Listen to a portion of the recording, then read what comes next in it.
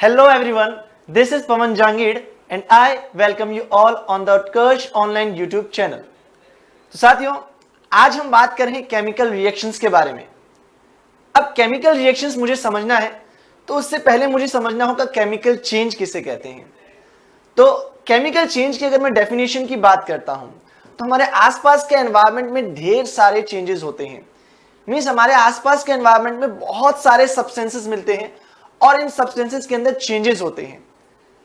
लेकिन अगर सब्सटेंस में कोई ऐसा चेंज होता है जिसकी वजह से उसकी केमिकल प्रॉपर्टीज चेंज हो जाए या उसका केमिकल कंपोजिशन चेंज हो जाए तो ऐसे चेंज को हम कहते हैं chemical change.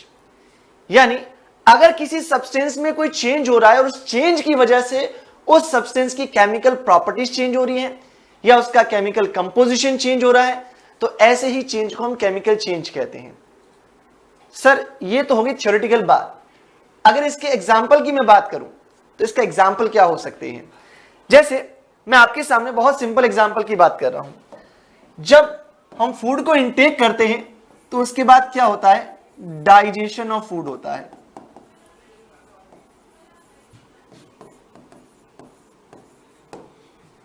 Digestion of food होता है। तो डाइजेशन ऑफ फूड जब भी होगा, जो हम खाना खा रहे हैं उसके अंदर बाद में चेंज होता है। जब उसके अंदर डाइजेशन होता है तो उसके बाद कुछ ऐसे सब्सटेंसेस बनते हैं जो नए होते हैं। तो दिमाग में एक बात क्लिक करनी चाहिए कि जब भी केमिकल चेंज होगा तो केमिकल चेंज के बाद कुछ नए सब्सटेंस बनेंगे। जैसे ग्लूकोज का डाइजेशन होता है तब हमें एनर्जी मिलती है। मींस ग्लूकोज के डाइजेशन के बाद हमें एनर्जी मिल रही है, तो यहां पर यह भी कैसा चेंज है? केमिकल चेंज है। इसी के अलावा मैं कुछ और एग्जाम्पल की बात करता हूं। जैसे सेकंड एग्जाम्पल,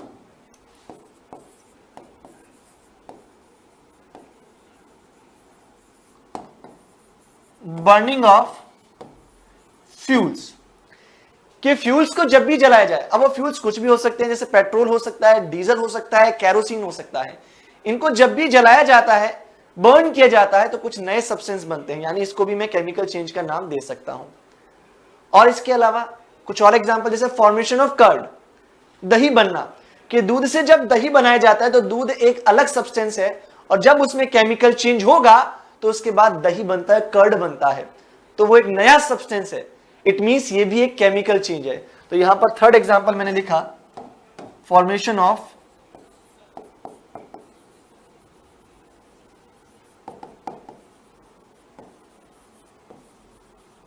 कर्ड। और फोर्थ एग्जांपल बात करते हैं।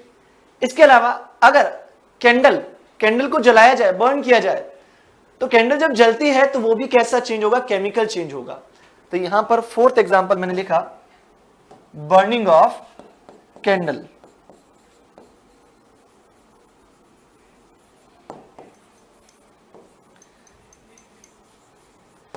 ये जितने मैंने एग्जांपल लिखे हैं इन सब में क्या हो रहा है? चेंज होने के बाद एक नया सब्सटेंस बन रहा है या एक से ज्यादा नए सब्सटेंस बन रहे हैं। इट मींस मैं इसको केमिकल चेंज का नाम दे सकता हूं। अब केमिकल चेंज हमने समझ लिया है तो अब मूव होंगे किसके ऊपर? केमिकल रिएक्शन के ऊपर, कि केमिकल रिएक्शंस क्या होती हैं। सो केमिकल रिएक्शंस को समझना है तो केमिकल चेंज अगर आपको समझ में आ गया है तो ज्यादा दिमाग लगाने की जरूरत नहीं है। क्या लिखा हुआ है? Chemical reaction is a process in which a substance or substances undergoes a chemical change to produce a new substance or substances। यानी केमिकल रिएक्शन एक ऐसा प्रोसेस है जिसके अंदर कोई एक सब्सटेंस पार्टिसिपेट कर सकता है या एक से ज्यादा सब्सटेंस भी पार्टिसिपेट कर सकते हैं। और इन सब्सटेंस के अंदर या सब्सटेंसेस के अंदर जब चेंज होता है तो चेंज के बाद बनते हैं नए सब्सटेंस या एक नया सब्सटेंस। यानी मैं बात कर रहा हूं, जैसे ए और बी, मेरे पास दो मॉलिक्यूल हैं, इन दोनों ने आपस में कंबाइन किया तो एक नया सब्सटेंस बन गया, क्योंकि इन दोनों ही मॉलिक्यूल के बीच में एक बॉन्ड बन चुका है। यानी केमिकल रिएक्शन के टाइम बॉन्ड बन सकते हैं, मेकिंग ऑफ बॉन्ड। और अगर मैं बात करता हूं, यहां पर एक कंपाउंड है, कंपाउंड के अंदर ए और बी दोनों मॉलिक्यूल आपस में एक बॉन्ड से जुड़े हुए हैं और जब इनमें केमिकल चेंज हुआ तो उसके बाद दो नए मॉलिक्यूल बन गए, ए और बी। यहां पर क्या हुआ? बॉन्ड टूटा है और बॉन्ड टूटने के बाद दो नए मॉलिक्यूल बन चुके हैं और फर्स्ट वाले एग्जांपल में क्या देखा था, दो मॉलिक्यूल थे और उन दोनों मॉलिक्यूल में केमिकल चेंज के बाद एक नया कंपाउंड बना जिसके अंदर ये दोनों मॉलिक्यूल आपस में एक बॉन्ड से जुड़ चुके हैं।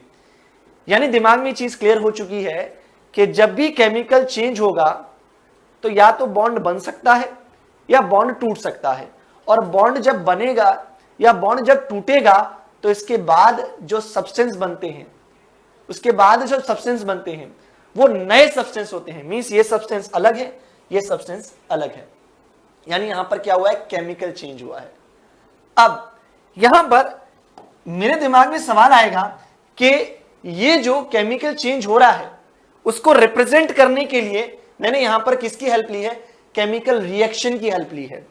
तो जो रिएक्शन में पार्टिसिपेट करते हैं, जैसे यहां पर दो मॉलिक्यूल ने पार्टिसिपेट किया है, मॉलिक्यूल ए और मॉलिक्यूल बी, तो इन दोनों को कहा जाएगा रिएक्टेंट्स। और रिएक्शन कंप्लीट होने के बाद जो सब्सटेंस बनता है उसको कहा जाता है प्रोडक्ट। सेकेंड रिएक्शन का एग्जांपल लेंगे तो यहां पर कंपाउंड है, कंपाउंड के अंदर ए और बी दोनों मॉलिक्यूल आपस में एक बॉन्ड से जुड़े हुए हैं।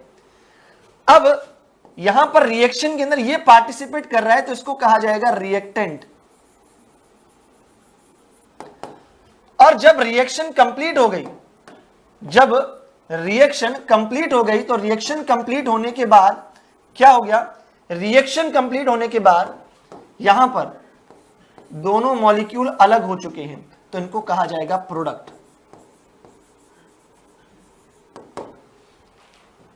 यानी किसी भी केमिकल रिएक्शन को अगर मुझे दिखाना है, बताना है, तो रिएक्शन में पार्टिसिपेट लेने वाले को कहा जाएगा रिएक्टेंट, और रिएक्शन कंप्लीट होने के बाद जो नए सब्सटेंस बनते हैं उनको कहा जाएगा प्रोडक्ट।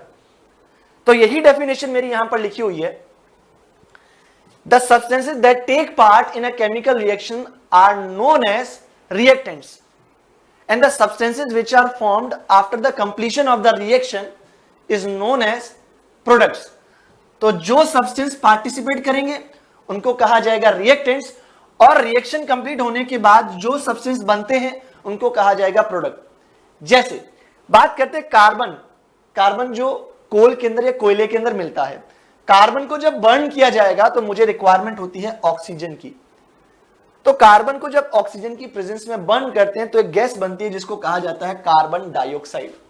तो क्या यहां पर एक नया सब्सटेंस बना, बिल्कुल यहां पर एक नया सब्सटेंस बना है, इट मींस यहां पर केमिकल चेंज हुआ है। और अगर बात करते हैं रिएक्शन के अंदर पार्टिसिपेट करने वाले कौन है, दो लोग हैं, एक तो कार्बन है एक ऑक्सीजन है, तो इन दोनों को कहा जाएगा रिएक्टेंट। और जब केमिकल चेंज कंप्लीट हो जाता है, जब केमिकल रिएक्शन कंप्लीट हो जाती है तो जो सब्सटेंस बनता है उसको कहा जाएगा प्रोडक्ट। सो रिएक्टेंट किसे कहते हैं, प्रोडक्ट किसे कहते हैं, ये आपको समझ में आ चुका होगा। और केमिकल रिएक्शन किसे कहते हैं ये भी आपको समझ में आ चुका होगा, क्योंकि केमिकल रिएक्शन और केमिकल चेंज दोनों की डेफिनेशन लगभग सिमिलर है, उसमें ज्यादा चेंज करने की आपको रिक्वायरमेंट नहीं है। चल अब हम बात करने वाले हैं किसके बारे में, properties of chemical reactions. Means हमें कैसे पता चलेगा कि कहीं पर केमिकल रिएक्शन हो रही है, हम कैसे ऑब्जर्व करें कि कहीं पर केमिकल रिएक्शन हो रही है। तो इस चीज को ऑब्जर्व करने के लिए सबसे पहली प्रॉपर्टी क्या है, अगर कोई केमिकल रिएक्शन होगी तो हो सकता है कि उसके अंदर वहां पर किसी गैस का प्रोडक्शन हो रहा है। जैसे इसको एक एग्जांपल से समझ सकते हैं, मैंने लिया सोडियम बाइकार्बोनेट, या इसको सोडियम हाइड्रोजन कार्बोनेट भी कहते हैं। इस सोडियम बाइकार्बोनेट के अंदर मैंने एक एसिड डाला और उसका नाम है एसिटिक एसिड CH3COOH। तो जब भी एसिड को हम मेटल बाइकार्बोनेट या मेटल हाइड्रोजन कार्बोनेट में डालते हैं तो एक गैस रिलीज होती है और उस गैस को कहा जाता है कार्बन डाइऑक्साइड। तो यहां पर आप देख पा रहे होंगे कि जब मैंने क्या किया, सोडियम बाइकार्बोनेट के अंदर एसिटिक एसिड को डाला तो एक गैस रिलीज हो रही है CO2। तो इट मींस यहां पर गैस का लिबरेशन हो रहा है, गैस यहां पर रिलीज हो रही है, इट मींस यहां पर केमिकल चेंज हो रहा है, इट मींस यहां पर केमिकल रिएक्शन हो रही है। और CO2 बना, CO2 बनने के साथ साथ यहां पर H2O यानी वाटर रिलीज हो रहा है, and along with that CH3COONA यानी सोडियम एसीटेट, जो कि एक सॉल्ट भी यहां पर बन रहा है। तो यहां पर रिएक्शन में पार्टिसिपेट करने वाले ये दो थे, तो इनको रिएक्टेंट कहा जाएगा। और प्रोडक्ट में तीन चीजें बन रही हैं, एक तो sodium acetate, carbon dioxide and along with that यहां पर क्या बन रहा है, H2O या वाटर भी बन रहा है, तो इनको कहा जाएगा प्रोडक्ट। सो ये रिएक्टेंट्स हो गए, ये प्रोडक्ट हो गए। और हमें कैसे पता चला कि केमिकल रिएक्शन हो रही है, क्योंकि यहां पर कार्बन डाइऑक्साइड गैस बन रही है। नेक्स्ट हम बात करते हैं, कई बार क्या हो सकता है, change in colour. Change in colour जैसे, इसको एक एग्जांपल से समझेंगे। शुगर, शुगर का फॉर्मूला क्या होता है, C12H22O11। इस शुगर को अगर मैं किसी चाइना डिश में लेता हूं और इसको बर्नर की हेल्प से धीरे धीरे गर्म करता हूं, तो शुगर जो है कुछ टाइम के बाद उसका कलर डीकलराइज हो जाएगा, वो एकदम मैं कह सकता हूं ब्लैक हो जाती है। उसका कलर पहले व्हाइट था, लेकिन जब उसको जलाया गया, गर्म किया गया, तो गर्म करने के बाद एक नया सब्सटेंस बना जो कि ब्लैक कलर का था, और वो क्या होता है, कार्बन। कार्बन के कितने एटम से, 12 एटम से, तो इसको लिखा हुआ है 12C, 12 कार्बन के एटम हमारे पास बने हैं, इसकी वजह से वहां पर ब्लैक कलर आ जाता है। ठीक है, तो शुगर का कलर चेंज होकर ब्लैक हो चुका है, इट मींस यहां पर चेंज इन कलर हो रहा है। तो आप कह सकते हो कि यहां पर क्या हो रहा है, यहां पर केमिकल चेंज हो रहा है या केमिकल रिएक्शन हो रही है।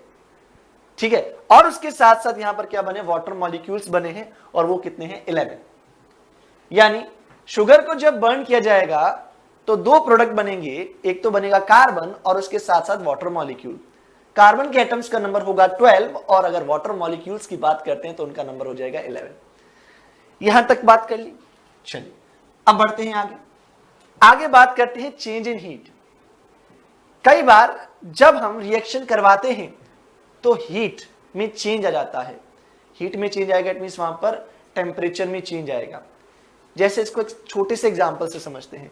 मैंने कैल्शियम ऑक्साइड लिया, इस कैल्शियम ऑक्साइड के अंदर जब मैंने वाटर को डाला, कैल्शियम ऑक्साइड के अंदर जब मैंने वाटर को ऐड किया, तो क्या बना मेरे पास, कैल्शियम हाइड्रोक्साइड। और जब कैल्शियम हाइड्रोक्साइड बनता है तो उसके साथ साथ हीट भी बाहर निकलती है, और जब हीट बाहर निकलती है तो अगर आप कैल्शियम हाइड्रोक्साइड को टच करोगे तो आपको हल्का सा गर्म लगेगा। गर्म लग रहा है क्योंकि वो हीट रिलीज कर रहा है। हीट रिलीज कर रहा है, इट मींस हीट में क्या आ रहा है, चेंज आ रहा है। तो आप कह सकते हो कि यहां पर भी केमिकल रिएक्शन हो रही है। तो पहला चेंज मैंने कैसे बताया था, हम कैसे पता कर सकते हैं, प्रोडक्शन ऑफ गैस। अगर किसी भी चेंज के दौरान कोई गैस प्रोड्यूस हो रही है, इट मींस वहां पर केमिकल चेंज हो रहा है।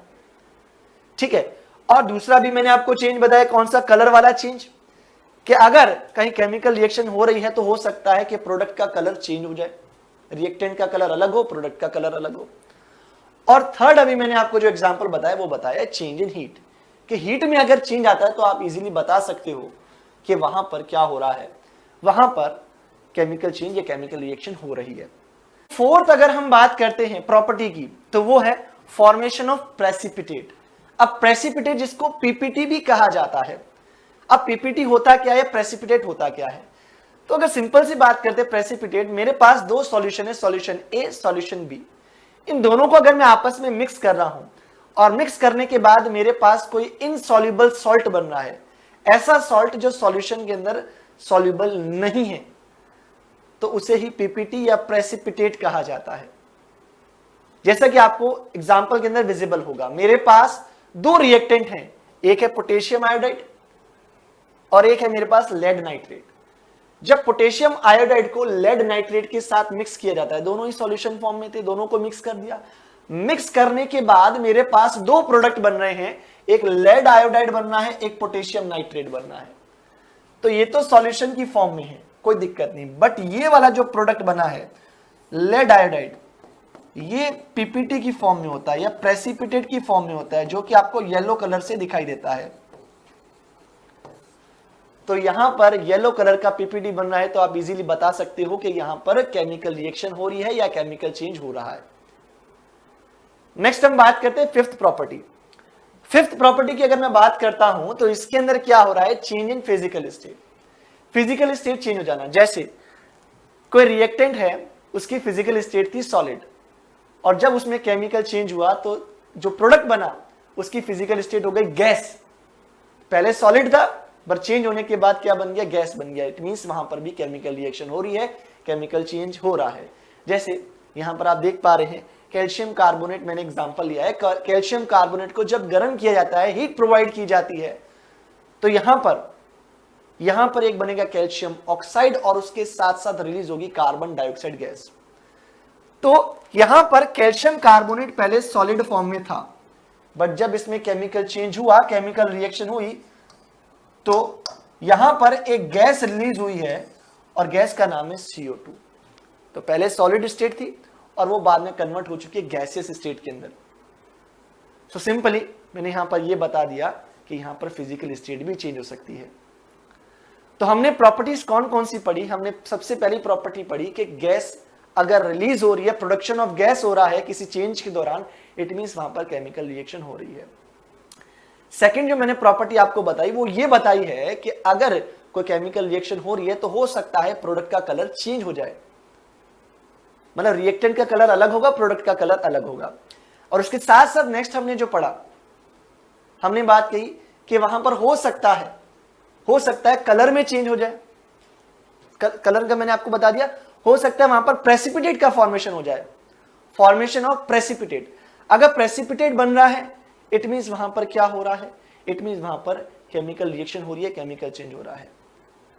फोर्थ मैंने आपको बताया कि हीट में चेंज हो जाना या टेम्परेचर में चेंज हो जाना। तो टेम्परेचर में अगर चेंज हो रहा है तो आप बता सकते हो कि वहां पर केमिकल रिएक्शन हो रही है या केमिकल चेंज हो रहा है। और लास्ट मैंने आपको बताया फिजिकल स्टेट चेंज हो जाना, कि अगर किसी केमिकल रिएक्शन का वहां पर हम देख रहे हैं या केमिकल चेंज को हम देख रहे हैं, तो हो सकता है रिएक्टेंट से जब प्रोडक्ट बने तो उसकी फिजिकल स्टेट चेंज हो जाए। सो बेसिकली हम केमिकल रिएक्शन की बेसिक बातों के बारे में बात कर चुके हैं। तो जब केमिकल रिएक्शन होती है तो हमें कौन कौन सी चीजें पता चल सकती हैं? आपको यह पता चल सकता है कि कौन से रिएक्टेंट पार्टिसिपेट कर रहे हैं, आपको यह पता चल सकता है कि कौन सा प्रोडक्ट बन रहा है, आपको यह पता चल सकता है कि रिएक्टेंट्स के कितने एटम्स या कितने मॉलिक्यूल्स पार्टिसिपेट कर रहे हैं, या प्रोडक्ट के कितने एटम्स या कितने मॉलिक्यूल्स बन रहे हैं। तो आप इस चीज का पता लगा सकते हैं किसी केमिकल रिएक्शन की हेल्प से। और अगर किसी केमिकल रिएक्शन को करवाना है तो कुछ एसेंशियल कंडीशन होती हैं, जैसे आप जो रिएक्टेंट ले रहे हैं वो किस फॉर्म में होने चाहिए? सॉल्यूशन फॉर्म में होने चाहिए, पहली कंडीशन ये हो सकती है। रिएक्टेंट आपस में क्लोज होने चाहिए, पास होने चाहिए, क्लोज कॉन्टेक्ट होना चाहिए, ये भी एक कंडीशन हो सकती है। कई बार किसी रिएक्शन को करवाने के लिए आपको लाइट देनी पड़ सकती है, किसी रिएक्शन को करवाने के लिए आपको हीट प्रोवाइड करनी पड़ सकती है, या मैं बात कर रहा हूं कि कोई केमिकल रिएक्शन ऐसी भी होती है जिनको करवाने के लिए आपको कैटलिस्ट की रिक्वायरमेंट होती है। कैटलिस्ट ऐसे सब्सटेंसेस होते हैं जो किसी रिएक्शन में पार्टिसिपेट करते हैं और उस रिएक्शन को या तो फास्ट कर देते हैं या स्लो कर देते हैं। खुद के अंदर कोई चेंज नहीं लाते, बट रिएक्शन की स्पीड को या तो बढ़ा देते हैं या कम कर देते हैं। सो आज हमने अभी तक बात की है केमिकल रिएक्शन होता क्या है, इसकी क्या प्रॉपर्टीज होती हैं और क्या क्या कंडीशंस होती हैं किसी भी रिएक्शन को करवाने के लिए, और किसी रिएक्शन को अगर हम होते हुए देख रहे हैं तो हमें कौन कौन सी चीजों के बारे में जानकारी मिल सकती है। अब इसके बाद जो हमें पढ़ना है वो बात करनी है टाइप्स ऑफ केमिकल रिएक्शंस कौन कौन सी होती हैं, लेकिन वो हम डिस्कस करेंगे अपनी नेक्स्ट वाली वीडियो के अंदर। तब तक के लिए thank you so much guys.